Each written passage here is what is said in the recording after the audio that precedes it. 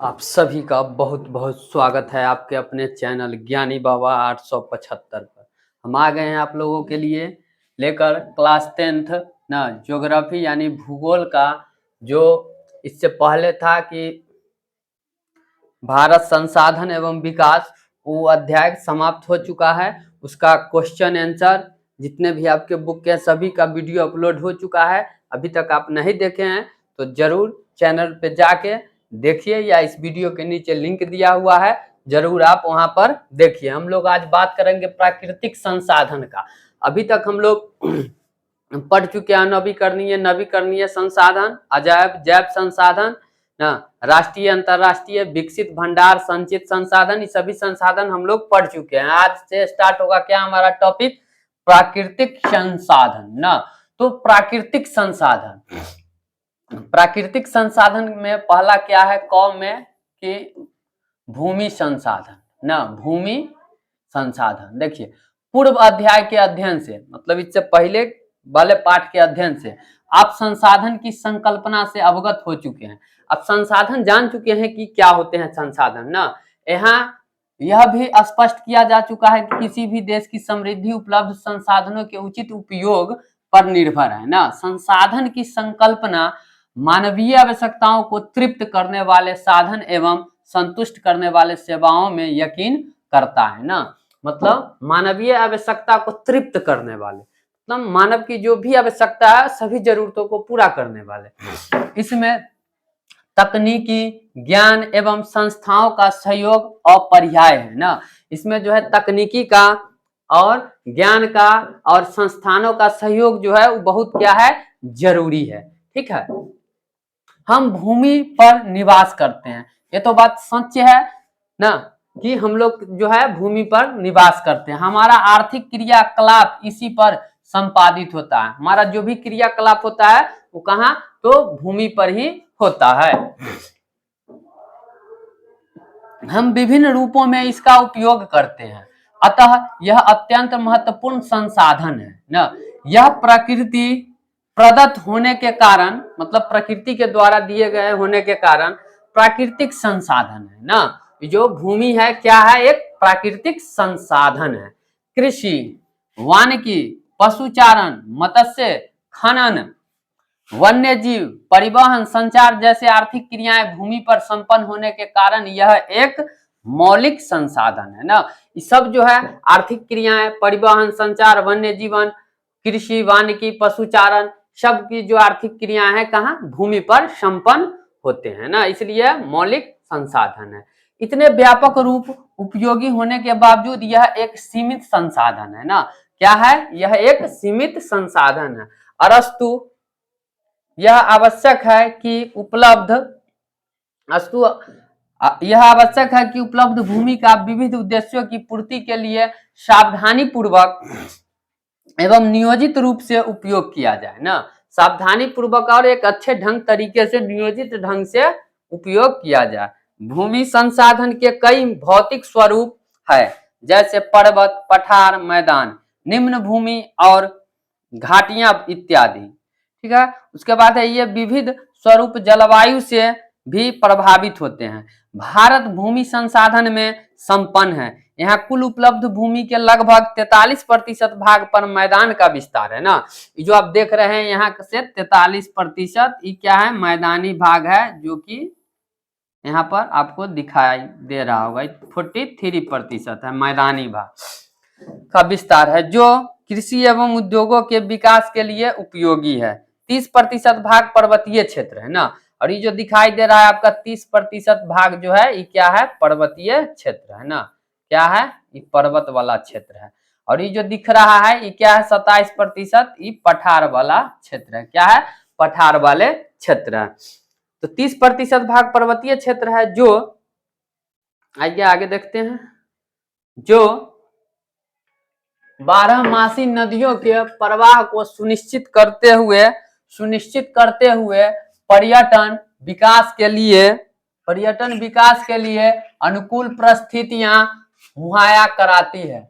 यह पारिस्थितिकी संतुलन के लिए भी महत्वपूर्ण है। देश का 27% भूभाग पठार के रूप में विस्तृत है ना। देश का जो कितना 27% भूभाग जो है वो क्या है, पठार के रूप में विस्तृत है, जहां खनिज, जीवाश्म ईंधन एवं वन संपदा के कोष संचित है। उसके बाद है मृदा निर्माण ना, मृदा माने मिट्टी का निर्माण, मिट्टी का निर्माण कैसे होता है ना। तो आइए हम लोग जानते हैं। मृदा पारितंत्र का एक महत्वपूर्ण घटक है।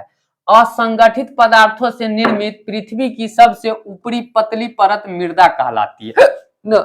मतलब असंगठित पदार्थों, बहुत सारे पदार्थों से निर्मित पृथ्वी की जो सबसे ऊपरी पतली परत क्या कहलाता है, मृदा कहलाती है। मिट्टी या मृदा सर्वाधिक महत्वपूर्ण नवीकरणीय प्राकृतिक संसाधन है ना। देखिए यहाँ से आपसे पूछा भी जा सकता है कि मिट्टी या मृदा जो है कौन सा संसाधन है, तो इन नवीकरणीय लेकिन प्राकृतिक संसाधन है ना। नवीकरणीय तो है ही और साथ ही साथ क्या है, प्राकृतिक संसाधन है। तो याद रखिएगा आप, यह न केवल पौधों के विकास का माध्यम है बल्कि पृथ्वी पर विविध जीव समुदायों का पोषण भी करती है। मृदा में निहित उर्वरता मानव के आर्थिक क्रियाकलाप को प्रभावित करता है और देश की नियति का भी निर्धारण करता है।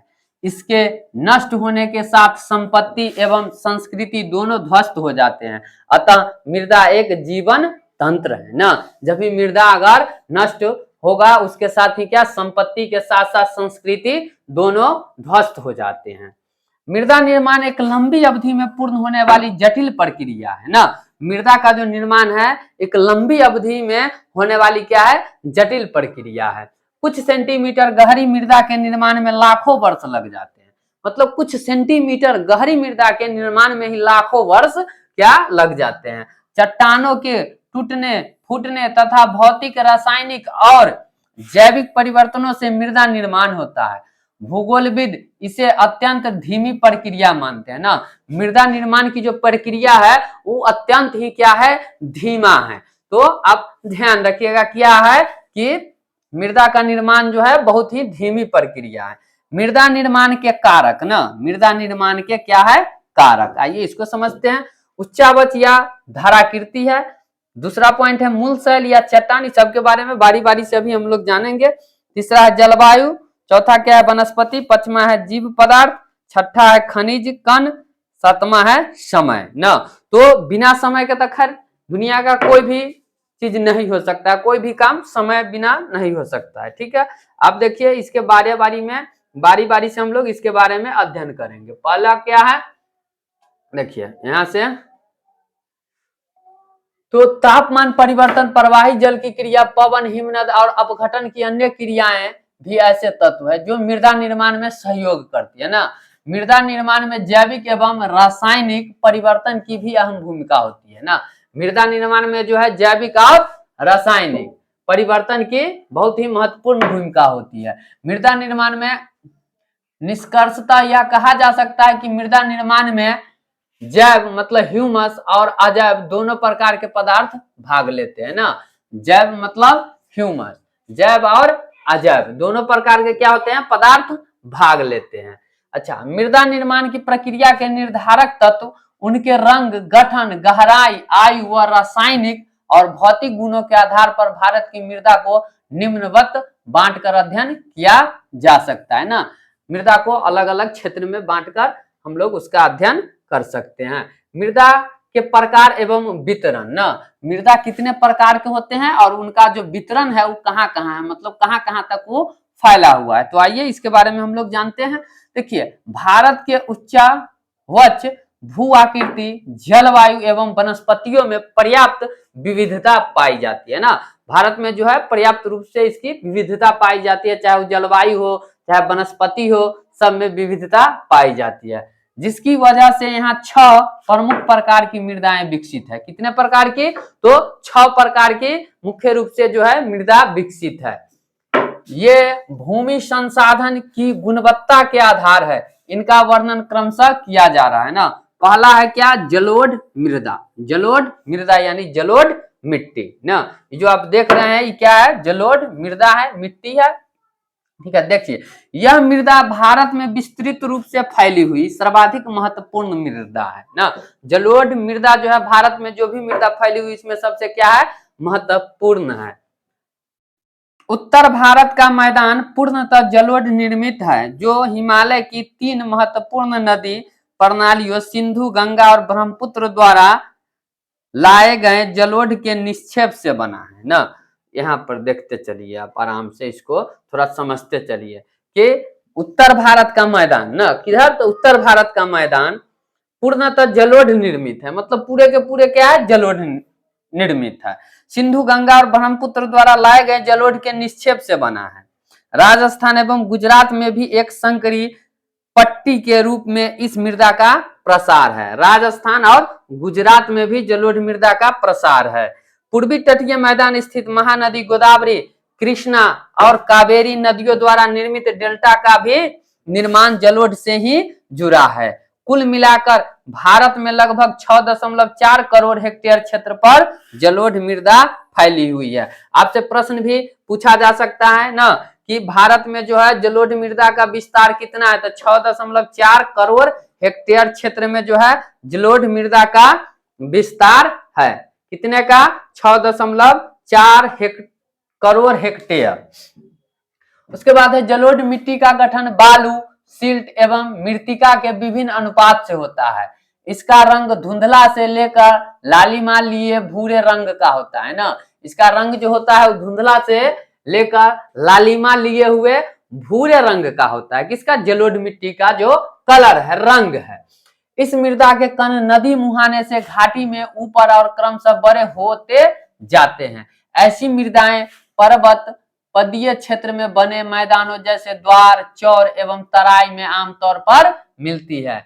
इनके कणों पर घटकों के अलावा मृदा की पहचान इनके आयु से भी होती है। आयु के आधार पर जलोढ़ मृदा के 2 प्रकार है ना। आयु के आधार पर जलोढ़ मृदा के कितने प्रकार है, तो 2 प्रकार है। याद रखिएगा कि आयु के आधार पर जलोढ़ मृदा की 2 प्रकार है, एक है पुराना और दूसरा है नवीन जलोढ़ ना। पुराना मतलब पुराना, नवीन मतलब नया मिट्टी ना। पुराने जलोढ़ में कंकर एवं बजरी की मात्रा अधिक होती है ना। पुराना जलोढ़ जो है उसमें कंकर और बजरी की मात्रा क्या होती है, अधिक होती है। इसे बांगर कहा जाता है, इसीलिए पुराने जलोढ़ को जो नाम है वो बांगर कहा जाता है। बांगर की तुलना में नवीन जलोढ़ में महीन कण पाए जाते हैं, खादर कहलाता है ना। और नवीन जलोढ़ को क्या कहा जाता है, खादर, और पुराने को बांगर। तो याद रखिएगा, पुराने जलोढ़ को बांगर कहेंगे और नया जलोढ़ यानी नवीन जलोढ़ को खादर कहते हैं। तो आप यहाँ से याद रखिएगा, प्रश्न पूछा भी जाता है कि खादर जो है वो किस मिट्टी का नाम है, तो आप बता सकते हैं कि नवीन जो जलोढ़ मिट्टी है, नवीन जलोढ़ मिट्टी, उसका नाम क्या है, तो खादर है। और पुराना जो मृदा है उसका नाम क्या है, एक और, तो बांगर है। खादर में बालू एवं मृत्तिका का मिश्रण होता है ना। मृत्तिका का क्या, मिश्रण होता है, ठीक है। मिश्रण मतलब मिला हुआ होता है। ये काफी उपजाऊ होते हैं ना। जलोढ़ मिट्टी जो है वो क्या होते हैं, काफी उपजाऊ होते हैं। जलोढ़ मृदा में पोटास, ध्यान रखिएगा यहाँ से प्रश्न पूछा जाता है ना। जलोढ़ मृदा में पोटास, फास्फोरस और चूना जैसे तत्वों की प्रधानता होती है। अच्छा, आपसे पूछा जाए कि जलोढ़ मिट्टी में जो है वो किस किस तत्वों की प्रधानता होती है, तो फास्फोरस, चूना, पोटास जैसे तत्वों की क्या प्रधानता होती है। जबकि इसमें नाइट्रोजन एवं जैव पदार्थों की कमी रहती है। लेकिन इसमें जो है जलोढ़ मिट्टी में पोटास, फास्फोरस और चूना का तो बहुत तैयार रहता है, मात्रा अधिक रहता है, जबकि नाइट्रोजन की जो है वो मात्रा कम रहती है। यह मिट्टी गन्ना, चावल, गेहूं, मक्का, दलहन जैसी फसलों के लिए उपयुक्त मानी जाती है। जलोढ़ मिट्टी जो है वो गन्ना के उपजाने के लिए, चावल, गेहूं, मक्का, दलहन जैसी फसलों को उगाने के लिए क्या है, ये काफी उपजाऊ होता है। अधिक उपजाऊ होने के कारण इस मिट्टी पर गहन कृषि की जाती है। परिणामतः यहाँ जनसंख्या घनत्व भी ऊंचा है ना। जहाँ जलोढ़ मिट्टी है वहां जनसंख्या घनत्व भी क्या है, ऊंचा है। उसके बाद हम लोग काली मृदा पढ़ेंगे, लेकिन उससे पहले इधर आके देख लीजिए, क्या आप जानते हैं ना, उत्तर बिहार में बालू प्रधान जलोढ़ को दियारा भूमि कहते हैं ना। उत्तर बिहार में जो नेपाल साइड के एरिया है जैसे कि उत्तर बिहार, तो उसमें बालू प्रधान, जिसमें अधिक बालू की मात्रा जिस जलोढ़ में होता है उसे दियारा भूमि कहते हैं। यह मक्का की कृषि के लिए विश्व प्रसिद्ध है ना। और वही जो दियारा भूमि है वही क्या है, मक्का की कृषि के लिए क्या है, विश्व प्रसिद्ध है। तो याद रखिएगा उत्तर बिहार में बालू प्रधान जलोढ़ को दियारा भूमि कहते हैं। यह मक्का की कृषि के लिए क्या है, विश्व प्रसिद्ध है। अब हम लोग बात करेंगे काली मृदा। यहाँ पर आपको नजर आ रहे होंगे जो सभी क्या है, काली मृदा है, ठीक है, काली मृदा है। तो आइए जानते हैं। इस मिट्टी का रंग काला होता है जो इसमें उपस्थित एल्युमिनियम एवं लौह यौगिक के कारण है ना। अब आपसे पहला प्रश्न यही पूछा जाएगा कि काली मृदा जो है ना, तो वो काला क्यों दिखता है, मतलब काली क्यों है। तो आप बताइएगा कि इस मिट्टी का रंग काला होता है जो इसमें किसके, तो एल्युमिनियम एवं लौह यौगिक के कारण। इसमें जो उपस्थित एल्युमिनियम है और लौह यौगिक, उसी के कारण जो है ये मृदा जो है हमको काली दिखता है। यह कपास की खेती के लिए सर्वाधिक उपयुक्त मानी जाती है ना। याद रखिएगा कि कपास की खेती के लिए सबसे उपयुक्त मिट्टी तो काली मृदा। ऑब्जेक्टिव में यहीं से प्रश्न पूछा जाता है आपसे ना कि काली मृदा जो है वो किस अनाज की उपज के लिए अधिक है, तो कपास के लिए ना, जिस कारण इसे काली कपास मृदा के नाम से भी जाना जाता है ना, काली कपास मृदा। अब यहाँ से एक प्रश्न और आ गया कि काली कपास मृदा किसका नाम है, तो वो नाम भी किसका है, काली मृदा का नाम है। किसका नाम है, काली मृदा का नाम है। काली कपास मृदा क्यों कहा जाता है, क्योंकि इसमें कपास की अधिक खेती होती है, इसलिए इसे काली मृदा के नाम से भी हम लोग जानते हैं। भारत में यह मृदा लगभग 6.4 करोड़ हेक्टेयर भूमि पर फैली हुई है। देखिए इससे पहले जलोढ़ जो पढ़े थे वो भी कितना, तो 4.6 ही, देखिए यहाँ पर पढ़ाए थे, आपको याद होगा ना, याद होगा 6.4। जलोढ़ भी ना, जलोढ़ का भी कितना है, 6.4 करोड़ हेक्टेयर। और काली मृदा भी क्या है, 6.4 करोड़ हेक्टेयर।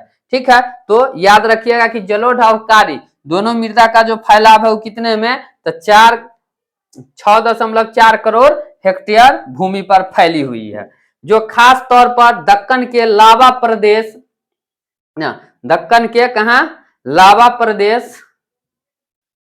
तो आज तक हम यही है, आज तक के लिए यहीं तक। इससे आगे हम लोग पढ़ेंगे काली मृदा अगले क्लास में। ठीक है, तो आपको अगर वीडियो पसंद आ रहा हो, यदि समझ में आ रहा हो, तो आप मत सब्सक्राइब कीजिए, नहीं कीजिए, सिर्फ देखिए ना। सब्सक्राइब करने से तो क्या, आप सब्सक्राइब भी कर सकते हैं लेकिन नहीं करते हैं, चलिए मत कीजिए, कभी न कभी तो जरूर कीजिएगा। चलिए आप सब खुश रहिए, मस्त रहिए, तंदुरुस्त रहिए, हंसते खेलते रहिए और खूब मन लगा के पढ़ते रहिए। फिर मिलेंगे अगले वीडियो में, तब तक के लिए धन्यवाद।